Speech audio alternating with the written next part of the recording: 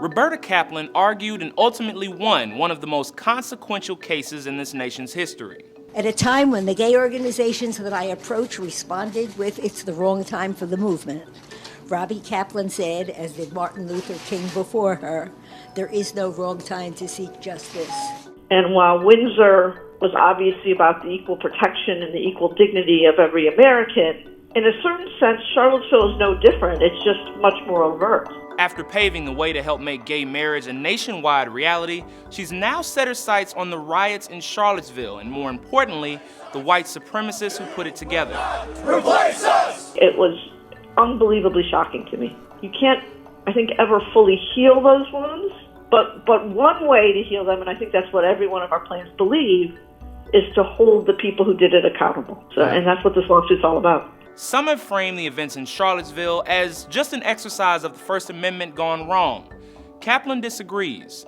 Her complaint very specifically says the violence in Charlottesville was no accident. It is odious and as offensive as I find their beliefs and their speech to be. This case is not about their speech. This case is about what they did. Kaplan is suing more than a dozen different white supremacists, neo-Nazi organizations, and white nationalists who were involved in organizing the rally in Charlottesville. The lawsuit, Sines v. Kessler, accuses these people and groups of conspiring to plan, promote, and carry out violence. It claims what happened in Charlottesville in August 2017 was a direct, intended, and foreseeable result that ultimately all went according to plan.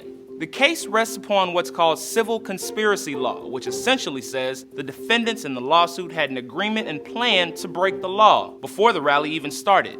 Kaplan says messages shared between those who participated in the rally show they formed and executed an illegal plan to injure and terrorize. They talked about things like what weapons to bring and how to make a baton be more dangerous when you hit someone with it, and how to fill socks with heavy things so you can smack someone over the head. And then not only did they plan it and say all that, but then when it actually came to pass, that's exactly what happened. They all basically celebrated it and said, yep, we succeeded. What we wanted to happen, happened. Rather than fighting on the streets the way the Nazis and the white supremacists believe, the way to fight back is to fight in court.